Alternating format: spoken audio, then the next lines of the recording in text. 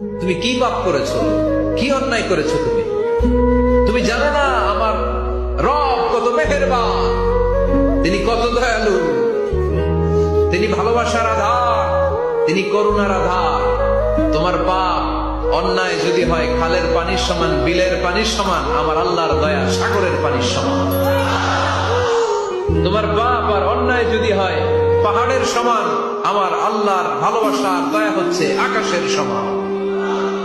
তুমি যদি তওবার মতো তওবা করতে পারো, ক্ষমার মতো ক্ষমা চাইতে পারো, চোখের পানি ছেড়ে, চোখের পানির বড় দাম, চোখের পানির মধ্যে বিশাল কারিশমা, এটা আল্লাহ খুব পছন্দ করে।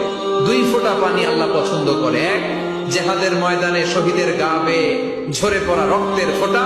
2 হচ্ছে অনুতপ্ত বান্দার চোখের পানির ফোঁটা। তুমি সুন্দরী, তুমি অনন্যা, তুমি সুস্নিগ্ধা, তুমি প্রিয়ঙ্গদা, তুমি সুহাসিনী, তুমি সুকেশিনী, তুমি সুভাষিনী, তুমি অসূর্যম পোষা, মেঘ কালো কেশ, কাজল কালো চুল, হরিণের মতো ডাগর ডাগর দুটি তোমার চোখ। চোখের পানির এত কারিশমা, অনুতপ্ত বান্দা যখন কেঁদে কেঁদে চোখের পানি ছড়ায়, তার চোখের পানি চোখ বেয়ে নাকের ডগাবে মাটিতে পড়ার আগে ওই বান্দার সব গুণ আল্লাহ মাফ করে দেয়।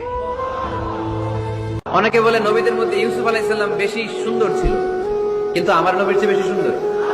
বিষ্ণু বলতেন আনা মালিহ ওয়া আখি ইউসুফ সাবিহ, আমি হচ্ছি মালিহ, মিলহুন মানে লবণ, লবণ থেকে লাবণ্যময়ী।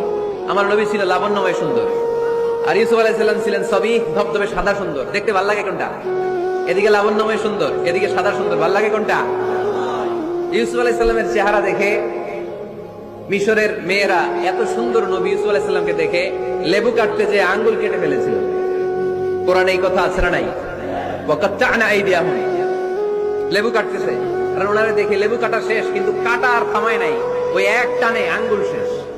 এই কথা যখন আমাদের প্রিয় নবীর স্ত্রী আমাদের আম্মা জান আয়েশা রাদিয়াল্লাহু তাআলা আনহা শুনলেন, উনি বললেন, ও মিশরের নারীরা, তোমরা ইউসুফ নবীর চেহারা দেখে লেবু কাটতে যে আঙ্গুল কেটেছো, তোমরা যদি আমার স্বামী, আমার নবী, প্রিয় নবীর চেহারা দেখতা, তাহলে লেবু কাটতে যে আঙ্গুল নয়, কলিজাটা কেটে খান খান করে দিতা।